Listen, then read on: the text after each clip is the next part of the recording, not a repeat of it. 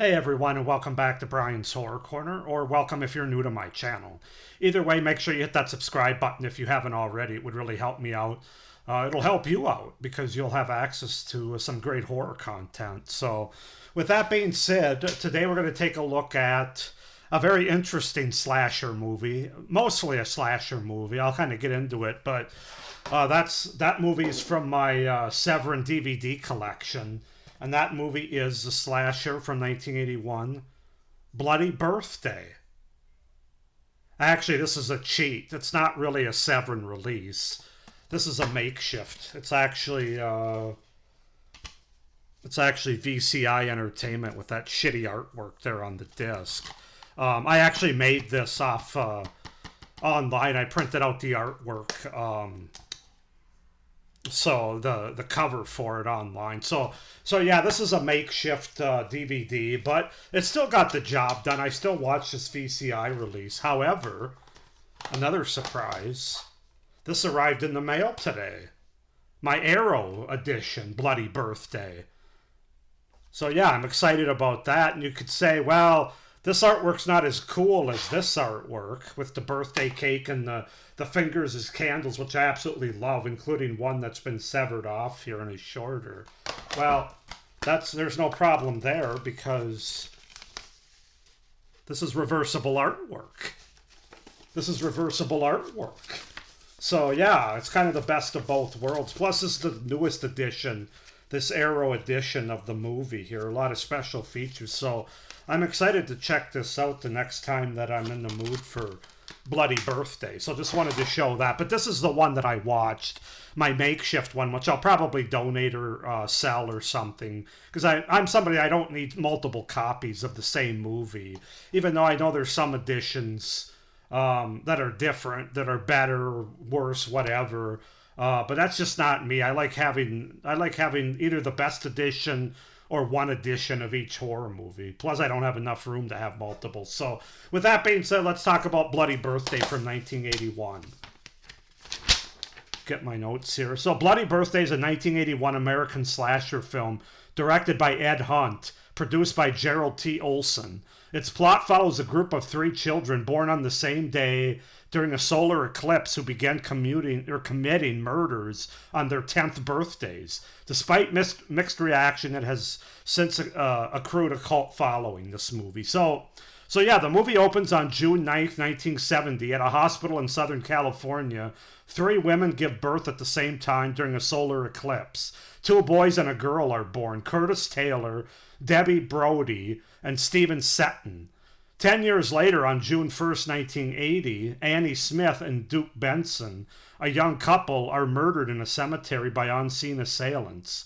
The next day, the town sheriff and Debbie's father, James Brody, goes to the local primary school where Debbie, Curtis, and Stephen are friends and classmates. Sheriff Brody shows the class a jump rope handle that was found at the scene of yesterday's crime, but fails to obtain any new information about the murders and leaves. Later after school, Debbie is playing in the backyard with Curtis and Stephen. After Debbie shows James that the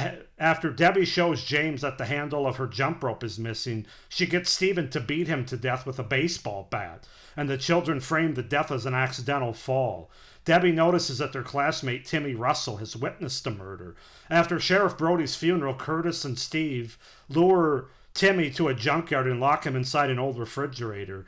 Timmy manages to escape and tries to tell his older sister Joyce about the incident, but she doesn't believe him. A few days later, Curtis murders school teacher Miss Viola Davis. So yeah, that's to set up the premise in the beginning of the 1981 slasher / killer kids, evil kids movie, Bloody Birthday. As far as the cast goes, we have Lori Lethen as Joyce Russell, Melinda Cordell as Mrs. Brody, Julie Brown as Beverly Brody, Bert Kramer as Sheriff James Brody, Casey Martell as Timmy Russell, Elizabeth Hoy as Debbie Brody, Billy Jacoby as Curtis Taylor, Andy Freeman as Stephen Seton, and Susan Strasberg as Miss Viola Davis. So yeah, that's to set up the premise and the cast for the 1981 evil kid slasher movie, Bloody Birthday. This movie is interesting. it's not your typical slasher, obviously, because you got three kids doing the killings in this movie. Although it does abide a lot by the slasher tropes. Not all of them, but enough of them to be considered a slasher. But it's also like a killer kid, evil kids movie. Something in the vein of The Omen or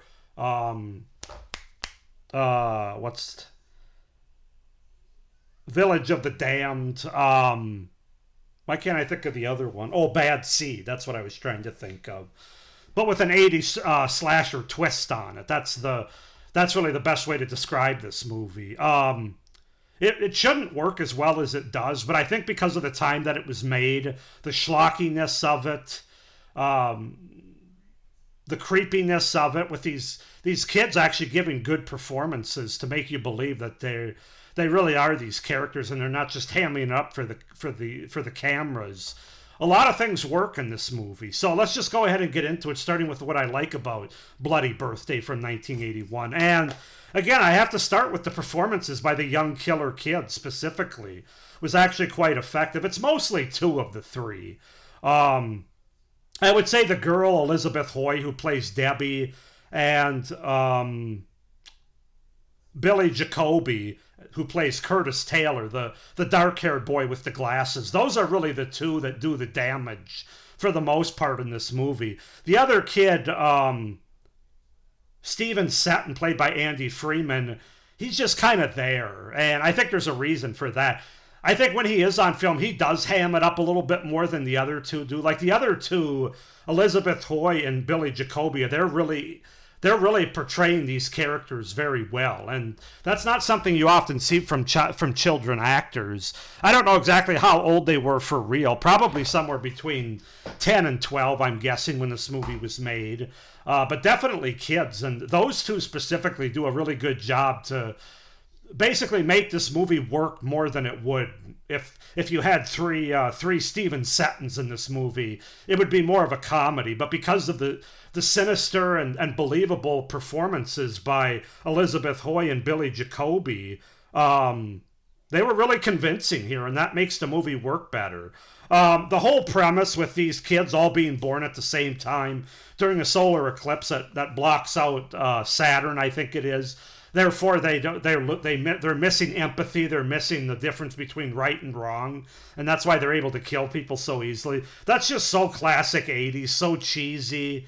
I just love it. It totally works. Like I said, if this movie was made 10 years earlier or 10 years later, it wouldn't have worked at all nearly as well as it did. But because it's a 1981 movie, right in the vein of the slasher craze, it works. It works. Like I said, I don't think it would have worked if it had been made at any other time, before or after. So yeah, I mean, you just got to look at the premise itself and realize that this is schlocky 80s as it gets, really. So that's something that I really enjoy. There is a lot of TNA in this movie with some heavy makeout scenes and sex scenes. So if that's your thing, if that's a box in a slasher movie that needs to be checked for you, you're definitely going to get it here with Bloody Birthday.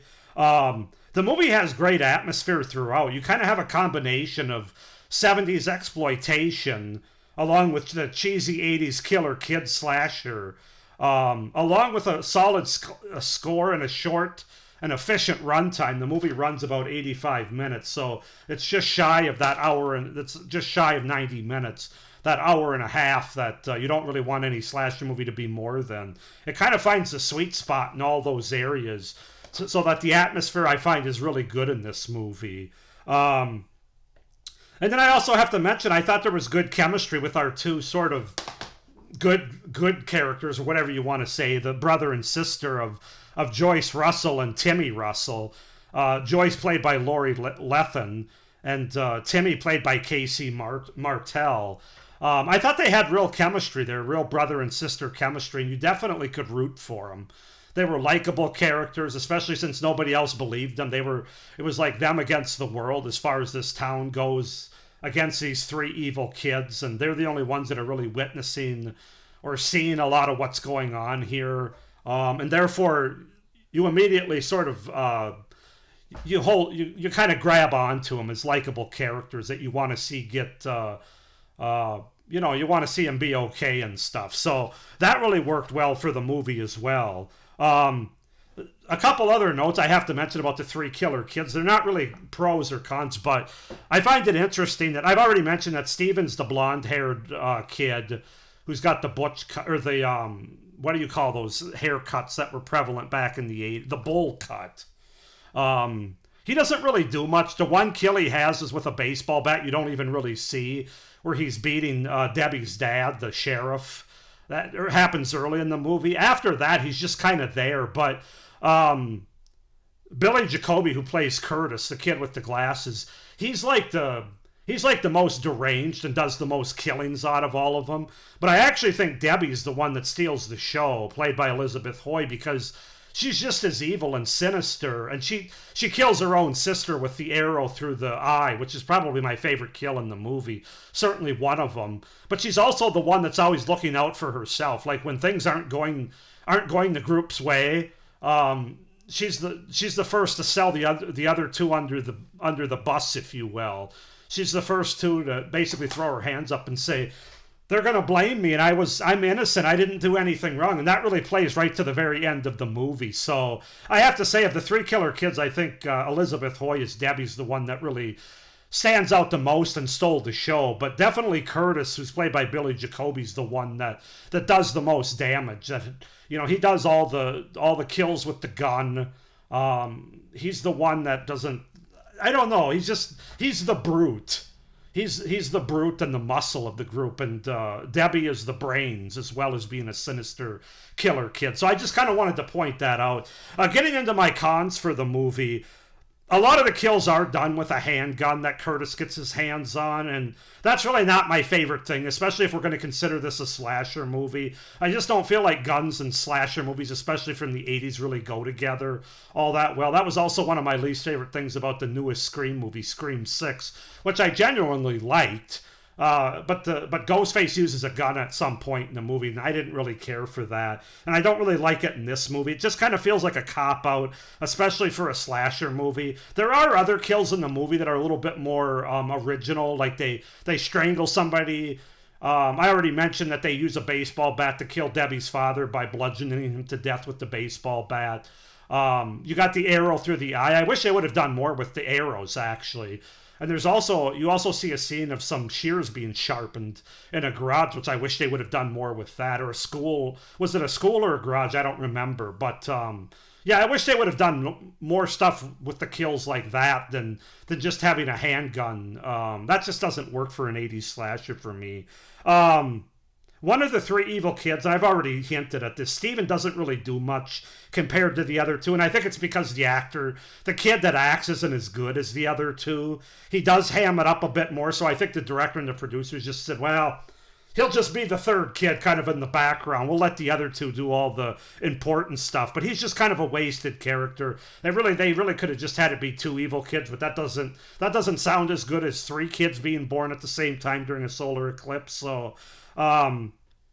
Another con I had, there's really little or no gore in this movie, very little blood as well. So if you're somebody that, if that's a box for you, that you like gore in your slasher movies, there's a few scenes of blood, but really not as much as this title would indicate, Bloody Birthday, let's put it that way. You'll be disappointed in that regard. I also kind of felt like the third act, or the final confrontation between Joyce and Timmy and the three killer kids, was a bit of a letdown. It wasn't terrible, but I kind of wanted more from it. I don't really know what more, but I wanted more. It just kind of left me, because of how well things were built up before that, going through their birthday party and stuff. I just kind of wanted it to end on a little bit higher note, and it kind of let me down in that regard. And then my final con, this is a nitpick, but they really go too much into astrology in this movie. I mean, it's one thing to set it up at the beginning and explain how these three kids how they were born and why they are the way they are, without really explaining, because they kill anybody. They don't really have reasons, but that was enough for me. But then you have the brother and sister looking at astrology books and talking about it, they really hit that home hard. And I know in the 70s and 80s, we were kind of obsessed with astrology and astronomy as a society. But that's one thing they could have done less of this movie. Make it an 80-minute movie instead of 85, and it would have been just fine. But it just wasn't needed. But all that being said, I can't deny the fact that I enjoy this movie, and that's why I upgraded it to the newest release, the Arrow release. I'm going to give this movie a 7 out of 10. I can't go higher because, there's some problems with it. There's some hokey acting by a lot of the adults, actually, and some of the other kids. There's, like I already mentioned, the lack of gore and just some other things they could have done better. But 7 out of 10, it's definitely one you got to have in your 80s horror movie, slasher movie, killer kids movie, physical media collection. So 7 out of 10 for Bloody Birthday from 1981. Go ahead and comment down below what you guys think of this movie. Do you like it as much as I do? More, less? Why not? Please like this video, hit the little notification bell, and subscribe to my channel, as I mentioned earlier, so you don't miss any of my upcoming reviews for this overall 1980s horror series, specifically 1981. Still have 2 movies yet to review, and of course my top 20 horror movies from 1981, which you're not going to want to miss the end of next week. So with all that being said, I'll also be dropping another video in a couple of days here, kind of talking about my mapping out my channel for the rest of the year, basically, since we're almost halfway through 2025. So with that being said, I hope you're enjoying this series. Thank you for watching, and as always, stay scared. Bye.